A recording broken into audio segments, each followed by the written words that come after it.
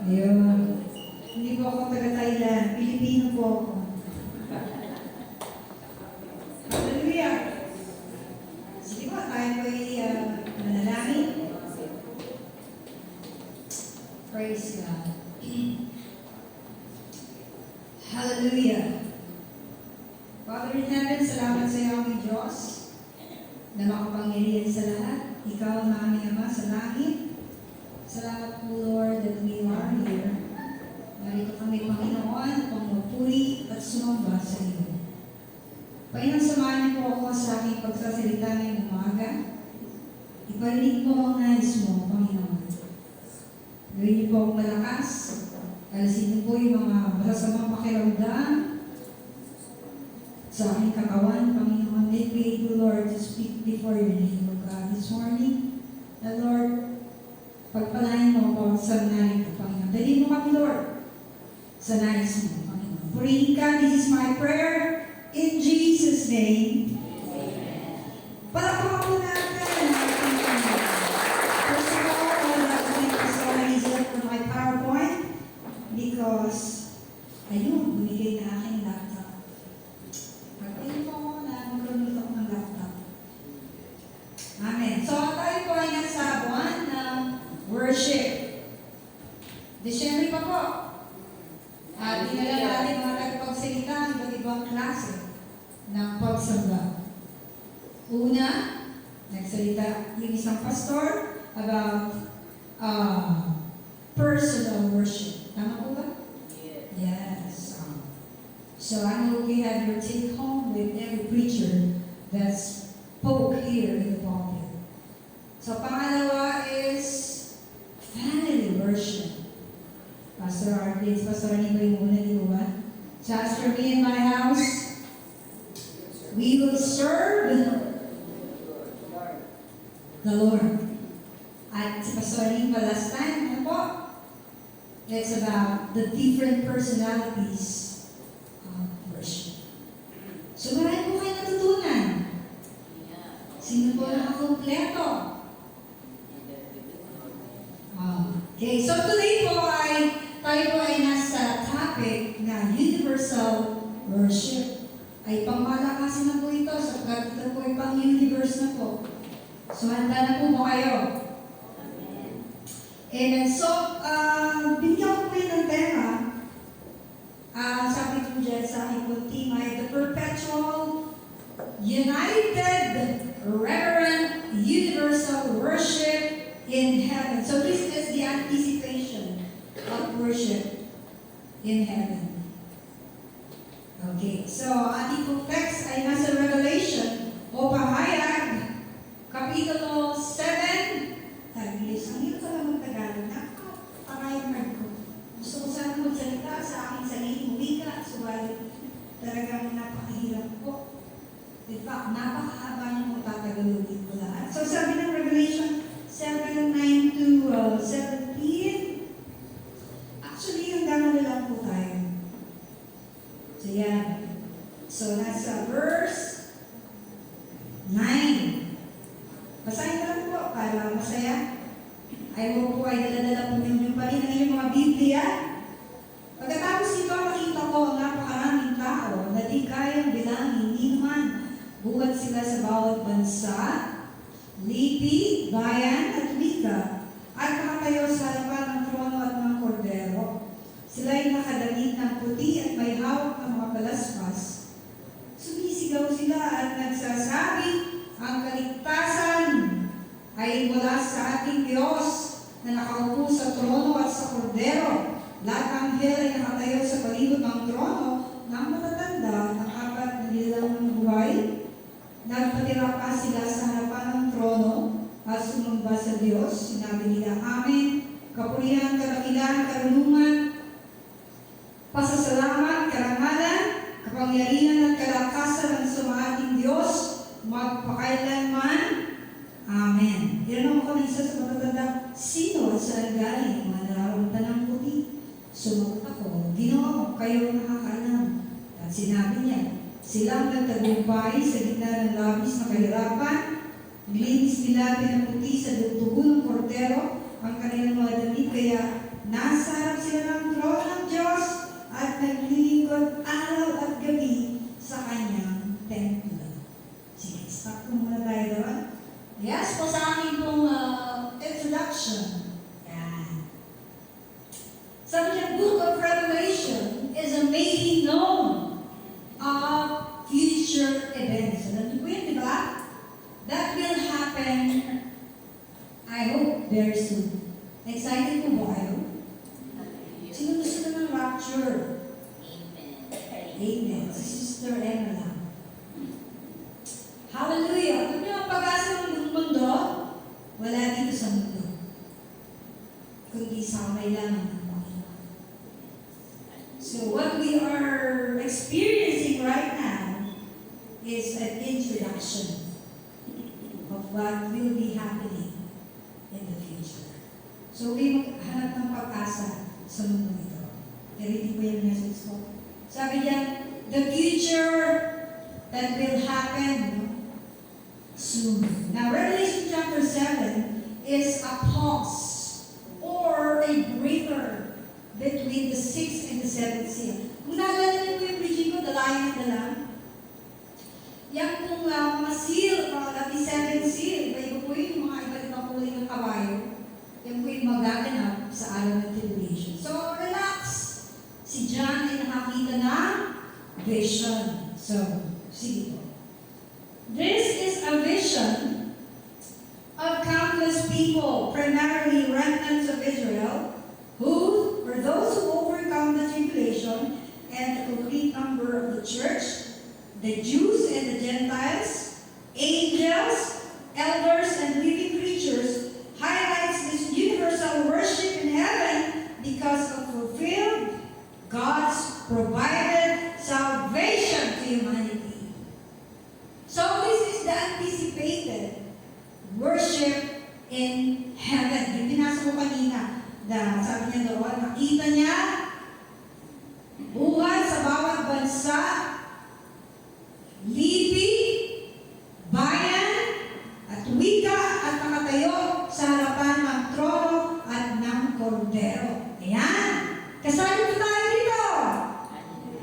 Amen. So, from the personal worship, family worship, and then church worship, dapat po sanay po tayo magpuri sa Panginoon. Amen. Di ba? Kasi baka ma-auto-praise po tayo pag nasa heaven na tayo. Church! Amen. Di ba? Sabi ng kanta natin kanina, ito na ang ating buhay. Ang sumamba sa Panginoon. Our life must be worship to God. Kasi maraming madali naman kumanta. Those are expressions of your worship to God. At ramdam yun kung ang isang tao, isang Kristiyano ay genuine sa kanyang worship. Nararamdaman niyo ba yun? Yeah. Kahit hindi siya nagsasalita. Kahit tahimik siya. We have so many expressions of worship. Not only those who are noisy and dancing and singing, even in your quietness, you can worship God. At yun yung nararamdaman. Bakit? Kasi may isang espiritu tayo ng Panginoon. So, church, ang buhay natin ay dapat buong pagsamba sa Panginoon. Sinabi ni Pastor Liza, sa kabila ng mga pinagdaraanan mo, kasi itong chapter 7, actually, these are result ng mga tao na may kasama yung mga, sabi ko sa inyo ko, who have overcome the tribulation at complete number of the church. Nandun na sa heaven. Natapos ng lahat yung mga preach natin ng isang buwan. Kayo ba'y nakikinig? Hallelujah. Sa mga pinipreach po dito, ang hirap na mag-aral. Okay na naging pastor. Pero salamat sa ating technology na ngayon. Madali na lang mag-search. So, the number of, the complete number of the church, the Jews, yung sinasabi nyo sa 144,000, pre-reserved sila ng Panginoon, though some of them also suffered during tribulation. Yung magsasuffer talaga sa kanila. But, kasama yung angels, elders, no? Pero nandito na sila sa makita na ni John yung worship sa heaven. Okay, so let's go. Sabi dyan. So binasa ko na kanina. Number 1, the multitude. Ang dami. Sabi ganun, iba-ibang lahi. Kaya ako trying hard. Pilipino ako, hindi ako taga-Thailand. Although sabi ng kasama ko missionary, ang dami mukha-mukha. May kamukha ka sa Indo-China, may kamukha ka sa dito sa Croatia. Sabi ko, siyempre, Asiano tayo. Pwede ka mag-mission doon, pastora. Sabi sa bakit? Because hindi ka makapagkamalang taga-ibang lugar. So, iba-iba. Sabi ko, nakita ko ang napakalaki, sabi ni John. Pinasa natin kanina. So, saan yung Bible niya para makita niyo? Revelation 7 po tayo. Yan. Buhat sila sa bawat bansa, liti, bayan at wika, nakatayo sa harapan ng trono. Wow. So, may mga Pilipino mo doon. May mga Amerikano, mga science dito, hindi ko naimbigan. May Bombay, may Inche, may Hapon. Kala nyo, sa langit po ay iba-iba pagdating ng araw. Alright, sabi dyan, the multitude, the universal inclusion. Ibig sabihin, isasama lahat ng Panginoon. Ang iba't ibang klase ng lahi, basta't sila sumampalataya sa ating Panginoon. So, do you imagine, or do you consider your God, the God that you are praying for, is a God of the universe. He is the God of all races. So, hindi na tingin natin sa Panginoon. Parang kapitbahay natin siya. Na nandiyan lang sa kanto. Siya po ang gumawa ng langit at lupa. In fact, sabi nga sa isang nabasa ko, even the stars have names. Nakita na ba tayo ng star? Nakita na kayo? Sa malapitan. Sa malapit po, kaganda ng kulay niya. This is the God, the very creative God that we worship. The one that you pray for is the God of all kinds of people. So, anong klaseng tao tayo? Ako ay Pilipino. Salamat sa Panginoon. God has told us to be Filipino. Bakit kaya hindi ako Hapon? Hindi ako Chino? Hindi ako Bombay? Well, God has a special reason. Sabi natin in Revelation 7:9, next po, after this, yun nga, nabasa ko kanina, di ba? The great multitude, that no one could count, hindi mabilang from every nation, tribe, people, and language is standing before the throne and in front of the Lamb. Now, what is the insight? Sige po. The insight, universal scope of God's salvation, embracing all kinds of people, different cultures, and languages. Yan. Ibig sabihin, ang scope ng kaligtasan ng ating Panginoon ay lumayama sa lahat ng klase ng tao sa mundo. Ano man ang lahi mo? Ano ulit ang lahi mo? Pilipino! Pilipino! Pilipino ako! O, sabi ni Francis, Francis Ken, are you proud you're a Filipino? Eh, gusto nila magmukhang Koreano. Pinapataan sa kulong. Tayo talaga, originally, we are brown skin. Gusto natin magluta. Sabi lang kami, nasa na kayo mga Pilipino dito sa langit?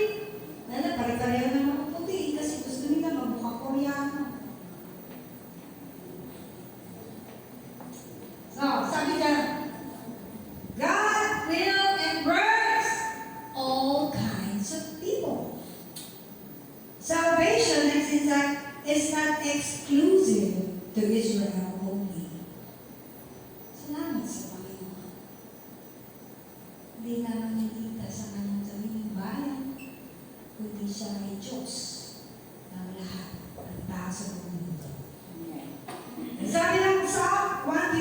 6. Ang sabi doon?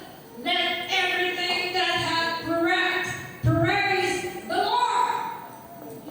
Amen. Kahit na hindi ka pa, sige, kuha ka lang inject.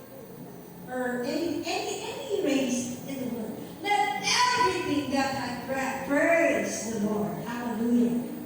Purihin ang Panginoon. Alright, so, dyan po, sayang na malabo lang. Kita kasi sa cellphone ko yung ginawa ni Pastor Raisin. Ang hirap ng kulay, background ko dito. Yung PowerPoint, ang ganda. Yan, makita mo. Nakita niyo ba yung sarili dyan? Asa kayo dyan?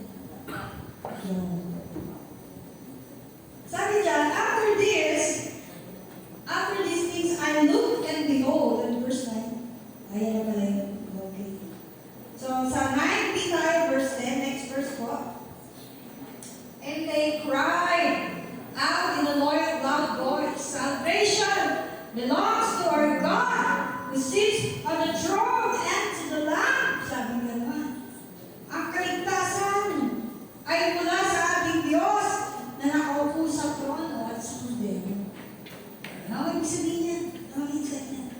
Sabi dito, the people wearing white robes, okay, and holding palm branches, may palaspas, signifies people who have victory over sin and suffering in a loud declaration that God is the source of salvation. Siya lang ang pinagmulan ng kaligtasan. Sila'y nagpupuri sa Panginoon ng mga palaspas. Hallelujah. Sabi na, people who have victory over sin in their lives. Sino ba yung dito? Taas na po yung mga kamay. Mga nagtagumpay mula sa kasalanan. Dahil ang Panginoon, tinanggap niya ang kaligtasan. Walang ibang kaligtasan sa silong ng langit. Sabi ng Acts 4:12, tama po ba ako? Walang pangalan sa silong ng langit na sukat ikaligtas ng tao, kundi sa pangalan lang nila. Ni Jesus. Hallelujah. Sabihin po yun. That salvation only comes in the name of the Lord. Hallelujah. Yan. Yan ang sabi doon sa Revelation 7:9b. And they cried out in a loud voice, salvation belongs to our God. Ano po inside? Ulit. For believers, motivation also for global purpose. Alam niyo ba tayo po ay hindi lamang pampamilya, kundi, alam ko na sasabihin niyo, pang-sports pa. Sige, pwede na lang. Hindi lang tayo pampamilya, tayo ay pang-international pa.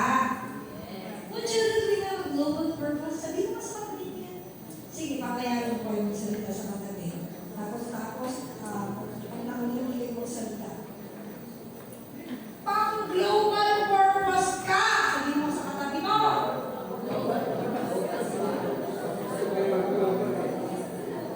Diba? Sabi mo ulit, Thailand daw. Sabay na ako pumunta ng Thailand. Hallelujah.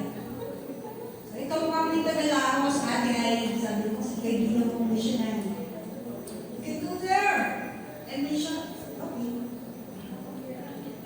Focus for believers' motivation to live also for global purpose.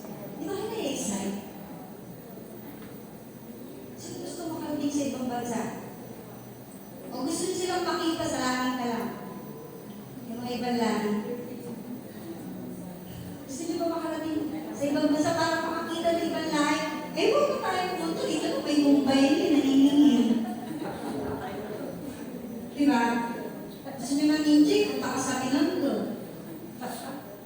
Punta ka na, sabi nga yung Pilipinas daw, hindi na kailangan mag-mission sa labas. Bakit? Pumupunta na sila dito eh. O yung Mumbai, ang kinusap ko, Ricky, gusto ko siyang share ng gospel. Kaso laging umiiwas. So, sabi niya, what is this global purpose?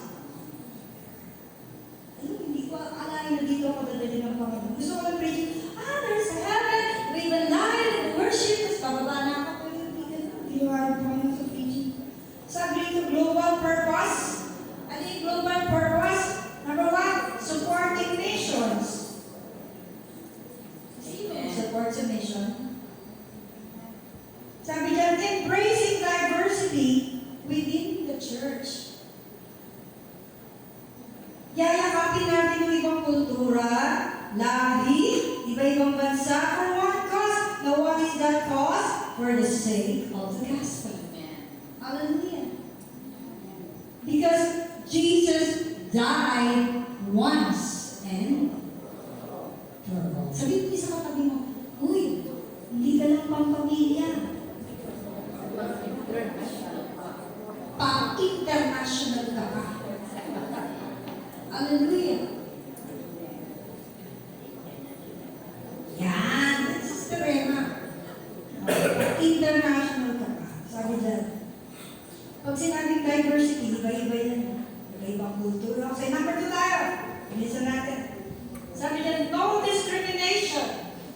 Universal redemption. Salvation is not for only one group of people fulfilling the Great Commission's vision. Ano yung Great Commission's vision? Ano yun? Sino makakalat nun? Meron ba nakakabisado sa inyo? To disciple all nations, go therefore and make disciples of all the nations is the Great Commission. What is the Great Commission? What is the Great Commission? All powers is given to me, sabi ni Jesus. Therefore, sabi niya, dahil dito, umayo kayo, gawin niyo talaga ng lahat ng bansa. Matthew 28:18 to 20. Dahil dito, umayo kayo, gawin niyo talaga ng lahat ng bansa. Bautismuhan niyo sila sa pangalan ng Ama, ng Anak, at ng Espiritu Santo. Turuan niyo silang sumunod sa lahat ng inutos ko sa ilang narito. Ako'y sumasa inyong palagi. Sabi niyo, dahil dito, umayo kayo, gawin niyo alagaan ang lahat ng bansa. Sabihin mo sa katabi mo, ipagsarahan mo, sige, ulitin mo, hindi ka lang pang-isingkay. Pang-international ka pa. Tingnan nyo ulit sarili nyo naman ang tingnan nyo. International ba? Pwede ba ako? Pwede? Start? Si Sister Amy kaya? Pwede ka ba sa Vietnam?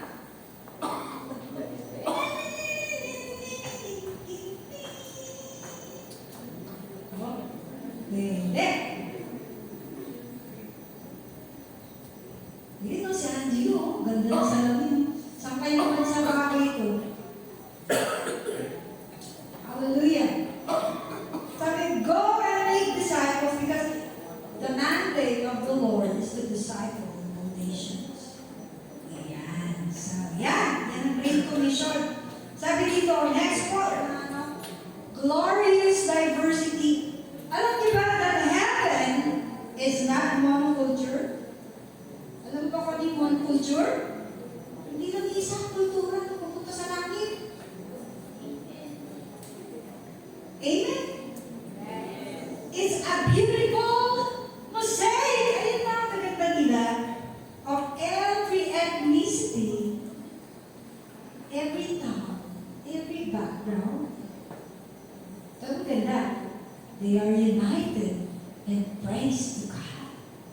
Amen. Diba? So, masarap minsan-minsan pumunta sa ibang bansa. Diba, Angelo? Diba, Kuya Jay, yung mga mayayaman dito. Huwag kayo pagkapurakay lang kayo. Huwag ka, no? Minsan makaw-makaw din. Huwag lang tayo mangarap puntang Boracay. Mangarap tayo diyan.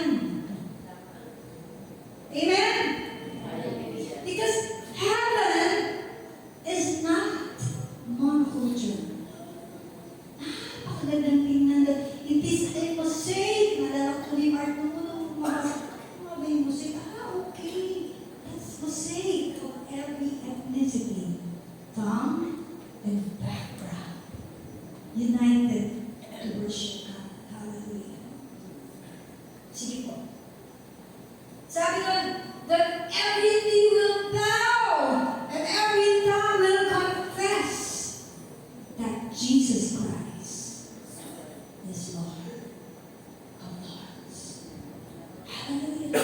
Ano na ba nanimiss ko sa pagiging Katoliko? May nanimiss ba kayo? Alam ko yung miss niya, kaibigan ko, sabi niya, Yeng, gusto ko magsipang gabi. Pwede naman, sabi ko. Bakit? Kasi nanimiss mo yung puto mo. Yun lang pala ang nanimiss niya eh. Nanimiss ko nung Katoliko. Kasi nung Katoliko kami, may lubod-lubod. Hallelujah. Tama.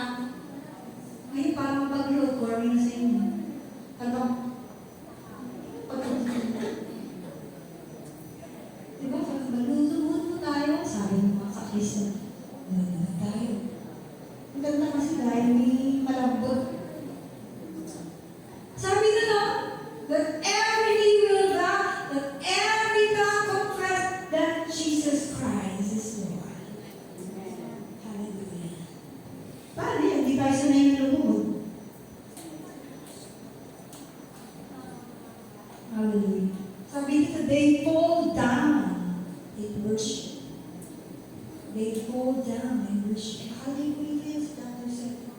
Yung mga elders and the church, amaya. So, ano ba? Sabi dito, divisions in race and cultures are overcome in Christ. So, maganda rito. Yung Peter's vision sa Acts 10. Alam niyo po yan, di po ba? Yung pinakita sa kanya, sa kumot. Ito, iba't ibang klase ng hayop, patay dyan sa rin. Hindi Lord, yan pwede yung banyan. Sabi ni Lord, hindi na, okay na yan. Kainin mo lang. Ano ibig sabihin mo? Tinatanggap niya ang lahat ng tao. Acts 10:35. Sa lahat ng bansa, mga tao may takot sa kanya at gumagawa ng dumi. So si Lord, gusto niyang sakupin lahat. Gusto niya maging anak niya ang lahat ng tao sa mundo. Kaya sabi sa verse 34, ngayon ko natanto, si kay Kuya Bert, ang Diyos ay hindi nagtatangi ng tao. Kasi kung nagtangi ang Diyos ng tao, siguro hindi ako kasali doon. Baka kayo din. No, Tibek, buti nakasali ka.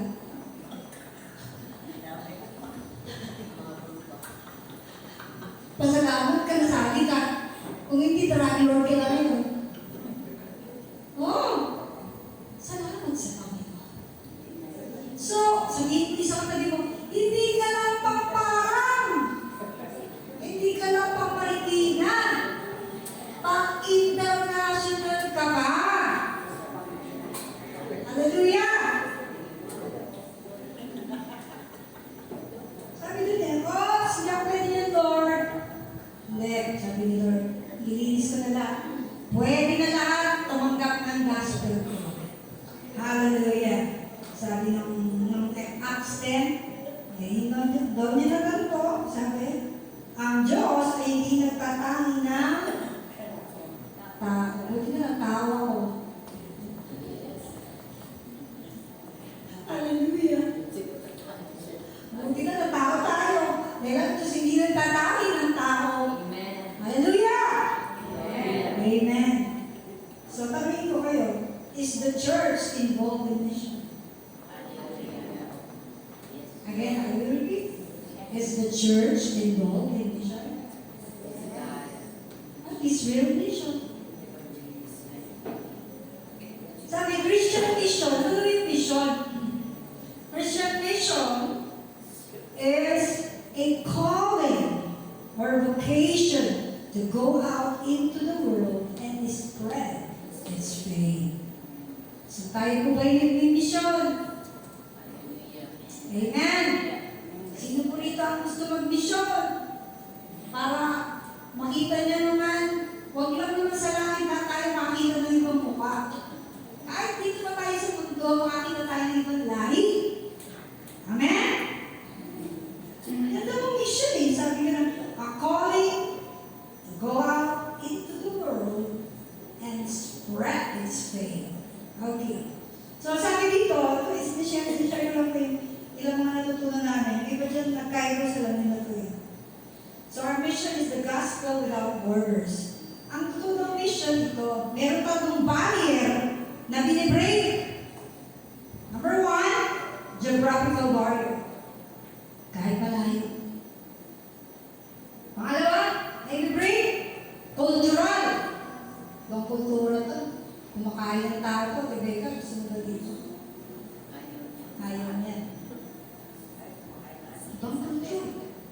Kahit ibang kultura na. Go ka ba? Go ba tayo dyan? Sumunod, language barrier. Ibang wika pa. Ibang wika na, pastora. Well, nagkakaintindihan pa kayo, walang oo yun eh. Naaralin natin sila sa pagkilala sa ating Panginoon. Yun yung mission. Pag may barrier na, mission na yan. Okay? Punta tayo ng Luskalan. Mission ba yun? When? Geographical? Yes, may bangin. Cultural? Pagka 90 years old ka na doon, inalagay ka na lang sa gubat. Silipin ka, kung patay ka na, buhay pa, hindi ka babalikan. That is their original culture. Pero magpapagin sila dahil ang mission, si Pastor Balana, hindi nila ginagawa yun. Kung makita tayo doon, 80% ay Christian na. May dalawa na church, may mga pastor na. Hindi na masyadong permitted to say, not actually virgin for mission. Nakarinig na sila. So mga language barrier. Magkakaintindihan pa ba tayo doon? Naiintindihan pa nila tayo? When?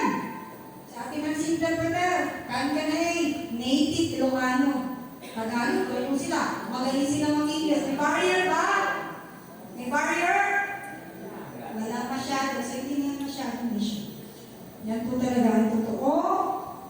Mission ng mga barrier. Anyways, marami pong examples of activities to involve in missions. Number one, of course, one be a missionary frontline. Go into the world where Christ is not known. Even the people don't know Him. Yan, mission. Kami ng bawang tribe. The last tribe of the Mangyan people who are last reach of the gospel. Kasi lahat ng Mangyans, yung pangwalo na puntahan ko, ang Diyos nila nga si Adan. Pero nakakilala sila sa Panginoon, so wala namang yan na unbeliever. They are almost rich. So hindi na si Adan ang Diyos nila, si Kristo na. So pwede ka mag-missionary kung gusto. Number two, prayer partner. Oo, gusto niyo ba maging prayer partner globally? Not only praying for the sick people, needs of salvation of your friends, loved ones, but pray for people who are unreached of the gospel. Hindi nila kilala pa ang Panginoon. Buddhists, Hindus, Muslims, Communists, and even persecuted Christians. Makikita natin ngayon sa Facebook, Sudan, Nigeria, India, China, the access restricted nations of Asia, which is called ARNA. So, yan po yung mga involvement na pray natin sa mission. So, ba't naman yung pag-pray na yung yan? Diba, bisa makikita niya yung mga, kailangan natin ipag-pray. Ba't naman yung pag-pray, ang ilaw na nasa ito? Tandaan ninyo, nakita ni John ang vision sa langit. Iba't ibang nation, iba't ibang lingwahe ay nagpupuli sa ating Panginoon. If you know your Savior, you will pray for them. Because Christ died also for them. Kahit mabawang kinikili nila, hindi sila naliligo. Ibang lahi, ibang kultura, kailangan ko nilang marinig si Kristo. So, prayer partner, pag nakita mo, oops, sige. Yeah. Ipag-pray natin. So, prayer partner ka. Hindi ka naman nagpunta doon, nag-pray ka lang. Mas masaya yun. Di ba, Tibeka? Hindi ka naman pumunta, nag-pray ka lang. Sa Muslim, sa Hindu, sa Buddhist. Sa totoo, pinakamatipid na misyon, mag-pray ka. Para sa kanila. Hindi ka pa napagod. Hindi ka nagbiyahe. Hindi ka kumain ng pinauod na baboy. Hallelujah! What is this UPG that we know? I want to share with you. The Unreached People Group. Anong description ng Unreached People Group? Number one, no Christian church in the community. Totoo po yan. Meron talagang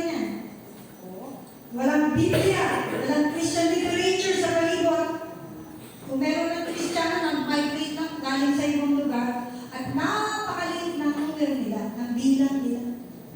Yan po ang tinatawag na enrichment. Ano pa ang pwede natin participation and mission? Givers are supporters. Yan. Supporting financially, mission agencies, provide ka sa mga missionaries, providing Bibles, mga Bible smuggler, diba? Marami kami kakilala ni Pastora. Muntik na nga kami masama eh. Yung Biblia, dadali namin sa ngayon, Thailand.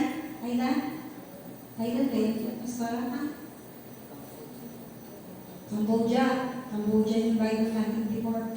5, dinalo namin ng Christmas wrapper para pagdating sa airport, di kami mabisto. Pero hindi kami pinatuloy ng Panginoon. Pero nakarating din yung Bible na yun sa Cambodia. May kasama ko sa Kairos. At punta ng Cambodia, so tuloy ko yung limang Bible. Sige. So nakarating yung aking gusto. The 5 Cambodian Bible. Parang bulati yung sulat-sulat. Pero kapag Gen 3:16, nabasa ko eh. For God, so kasi kabisado ko. Hallelujah. So, yun po, mag-support ka na lang kung ayaw mo maging, hindi ka lang Panginoon frontline. Or mobilization.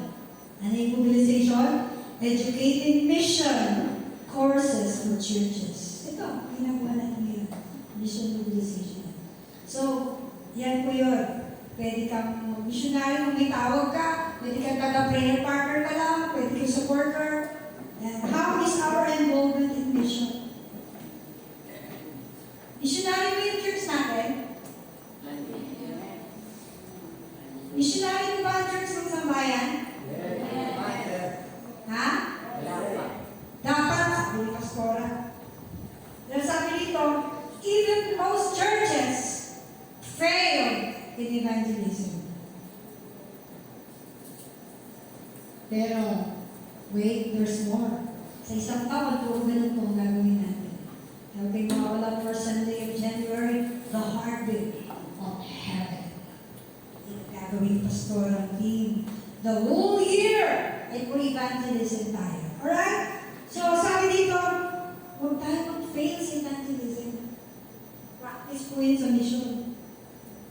So, what purpose? We should love involving the mission. Anong purpose? Sabi dyan? To unite all in worship. God's vision and relations. Para pagdating ng araw, ang mga lahing ito ay sama-sama kong magpupuri sa ating Panginoon. Kasi mangyayari po yun. Ang tanong lang naman dito kung gusto natin maging bahagi ng pag-harvest ni Lord. Ano naman yan kung gusto lang natin. Okay? To unite all in worship in God's vision in 7. Number 3, united is the ultimate universal worship in heaven. God is the center of it. Sabi sa verse 9, sino ang center ng pagsamba doon? Walang iba kundi ang Kordero. Siya na pinatay at muling nabuhay. Hallelujah! Praise God! Si Jesus! Madahilan kung bakit nagkaroon ng kaligtasan ang buong mundo. Na sumumpalataya sa Kanya. So marami pang hindi, I encourage you, pray! Mag-pray tayo, mag-pray. Kung tayo mag-pray sa Pilipinas, ang gobyerno natin, paano na si Lord dyan? Hindi sila magbago, kawawa naman sila. Sige, mag-pray natin. Wala talaga tayo makikita pag-asa dito. Sa rapture lang at saka sa liling niya. Wala kayong talagang mangyayari sa ulit araw.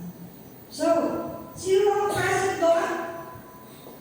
Sa langit, nakakita niya, the angels, the elders, the 4 living creatures, all the angels were standing around the throne and around the elders, and the 4 living creatures, they fell down on their faces before the throne and worshiped God. They fell down on their faces. Hindi lang yun, kapatid. They fell down on their faces and worshiped God. Parang ibahin na natin. Baka pagdating ito, manibago po tayo. Amen? Kaya na natin. Sige na, practice lang. Sige na, tayo ka lang. Tayo kayo. idadamay ko talaga ngayon dito. Idadamay ko sa atin na. We fell down and worship God. Hallelujah. Amen. Alam ko, mahihirapan tayo kasi nakaupo kayo. Nakaupo tayo. Pero ganito po ang senaryo. Hallelujah. No more chairs. Diba? Kung ipalis mo yung puwan sa inyo ngayon dyan. Diba? Para lang makapractice tayo. They fell down. Siguro nagagawa niyo naman yan sa inyong devotion. Amen? That you fell down, you raised down, and worship God. Hallelujah. Ang sarap isang lumuod sa Panginoon. Complete surrender. They fell down on their faces before the throne and worship God, saying, Amen! Praise and glory and wisdom and thanks and honor and power and strength be to our God forever and ever. Amen! Hallelujah! Hallelujah, Lord! Glory to God. Practice tayo. Makapagdating ng universal worship. Hindi tayo in doon. Hallelujah.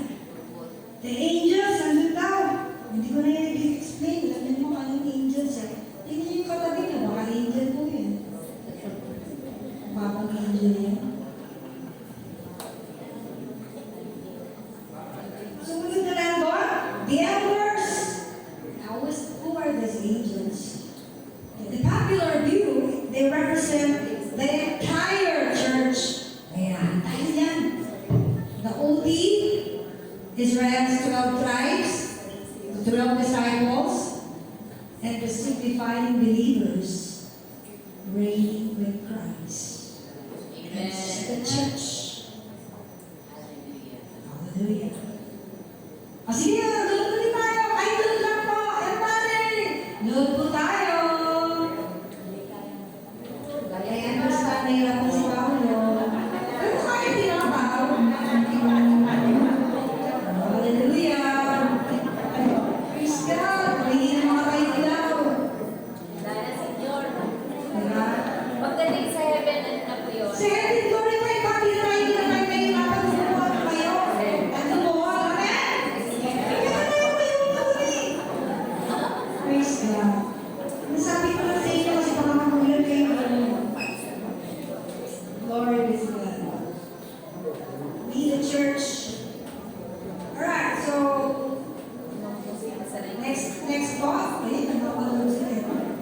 Wearing white robes signifying Christ imputed righteousness to believers. At sila nakaputi. In-impute sa atin ang katwiran ng Panginoon. Hallelujah. Amen. Victors during tribulation. Ito talaga yung representative. Wash their robes, made them white in the blood of the Lamb. Hallelujah. Yan, na mayroong pag-asa. Kahit tayo na dito, pagdating to, urusan na nila tayo. Ano panguni sa Panginoon? Ayan. The four creatures, hindi ba? Angel, pero iba yung face niya. Sabi dito, merong mukha ng man, lion, ox, eagle. It's Ezekiel's vision in chapter 1 of Ezekiel. Ano nire-represent?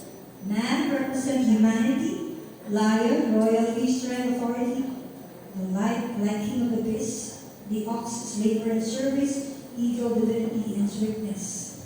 Ito po yung vision ni Ezekiel. The prototype of God's throne carrier.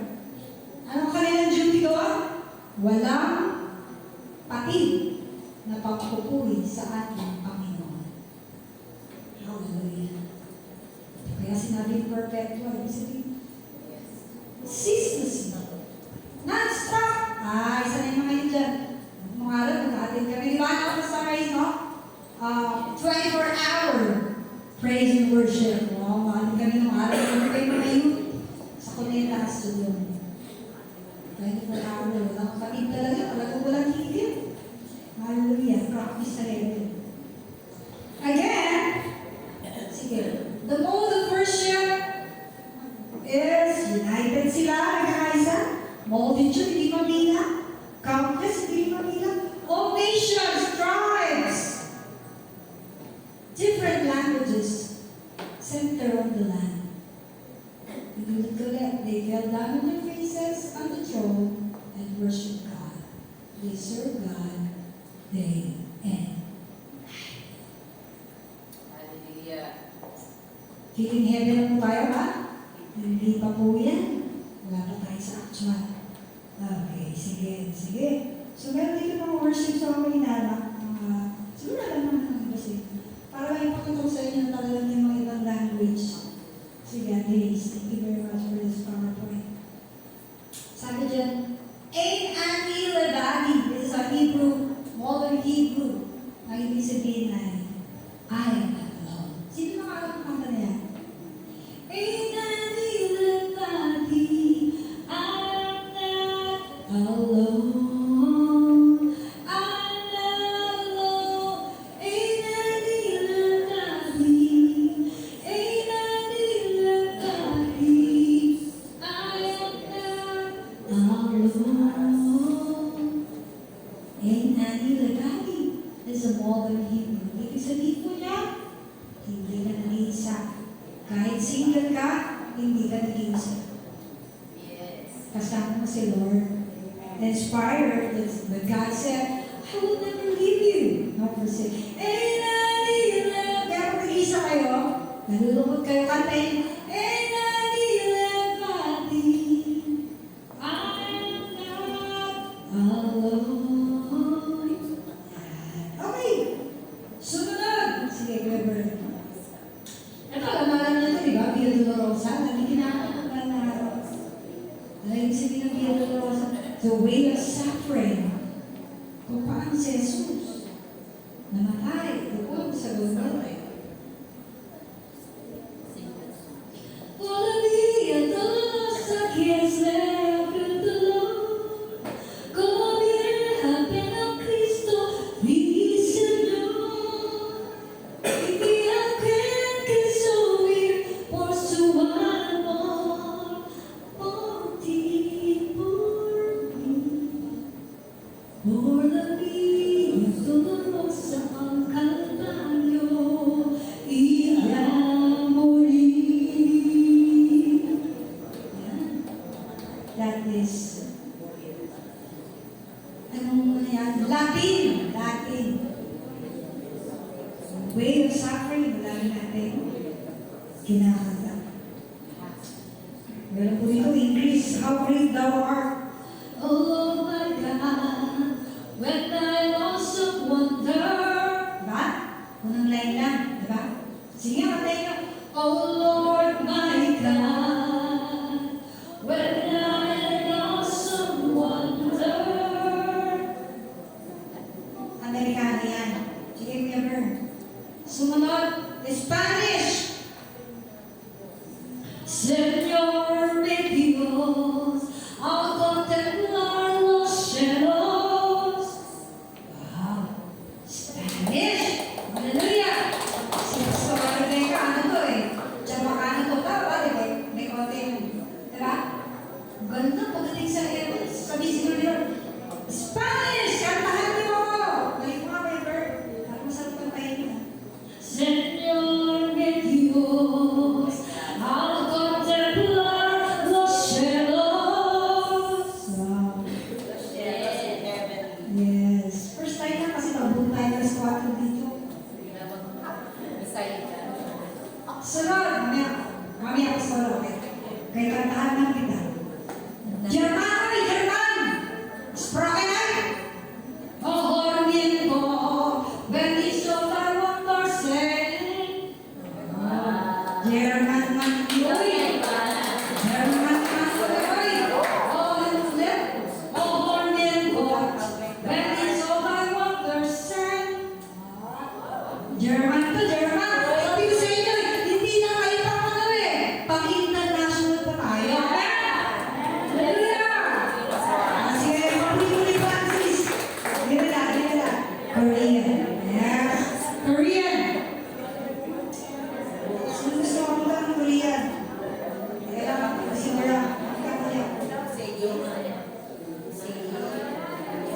Johanny, Dios el odio se I love you, Pastor. Korea yan! Korea! Anya! Anya! Dali naman natin. Hindi yung mga Korean. Go! Go! Dali. 1, 2, 3, go! Johanny, Jerusalem, Audio, Seike! Korea! Sayang Panginoon!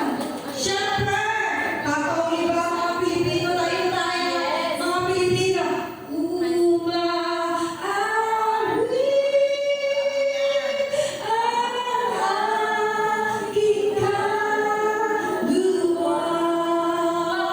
sa Pilipino, guys.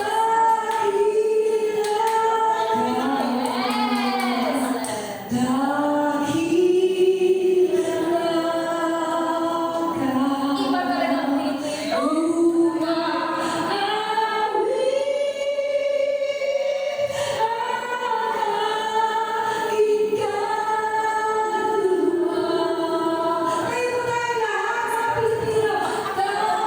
Pilipino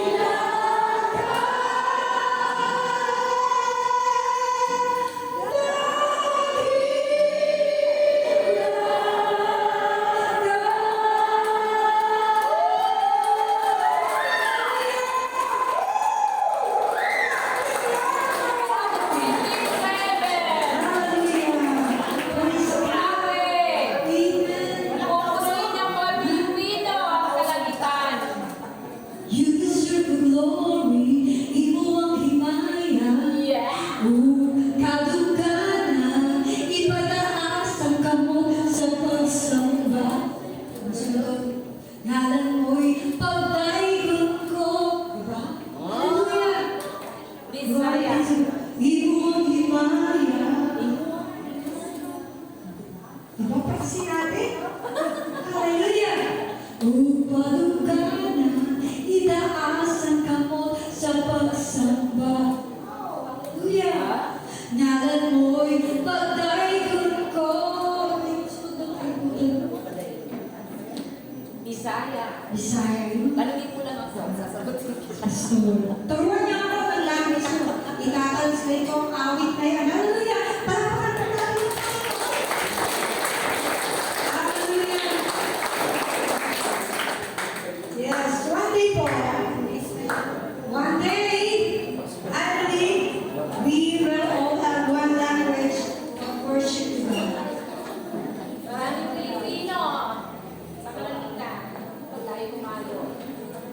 Gamanap ka, nalala ko na, pinag-usok ka ng Diyos, walay sana kanimo, walay sana kanimo, kamahalan ka, pinag-usok ka ng Diyos. Yes. You deserve the glory. Yeah. One day, isang language lang tayo doon.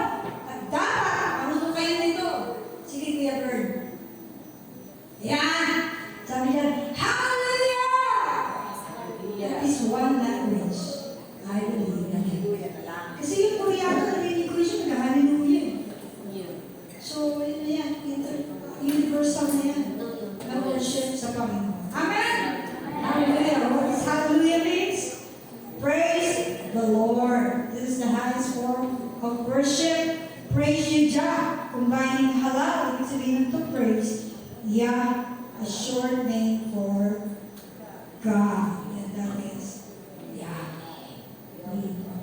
For my conclusion, hi, salamat sa Panginoon. Universal worship. Ang sarap umawit sa Panginoon. Walang Muslim. Walang Muslim. Ay, may kamay ko ito. Pag-aralan ko man yan, Tutoy. Don't worry. This is Teresa. Turuan niya ako. Walang Kakantayin ko yan. Pag walang hahayo. Pag wala mahayo, wala tayo matutunan ng Muslim sa salita. Kumain muna tayo. Para tayo matutunan ng kanila. Language. Tapos Teresa. Wait, tapos. May sitawso ka lang. Kalang. Hallelujah. Alright, for my conclusion, sabi diyan,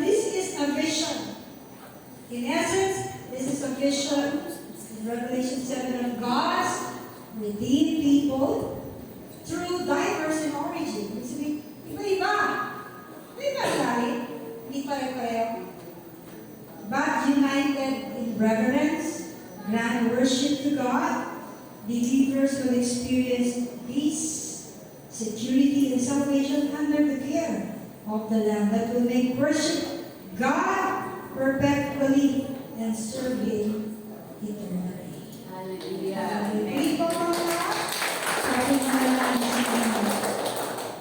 Kaya pag mapuntayin yung pagtanin ni kanya, lahat ng tubo ang luluhod, lahat ay magsasabi, si Jesus ay Diyos, Panginoong tunay, lahat ng tubo. Yes! Kaya kumanta kayo.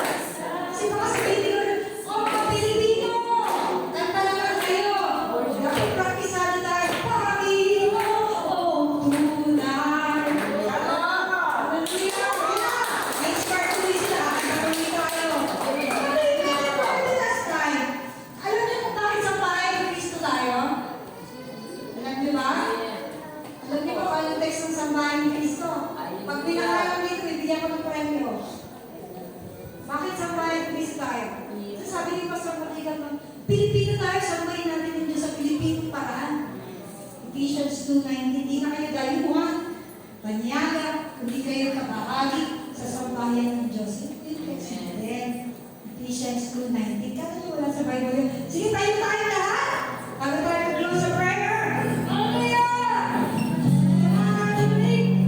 Ano ba?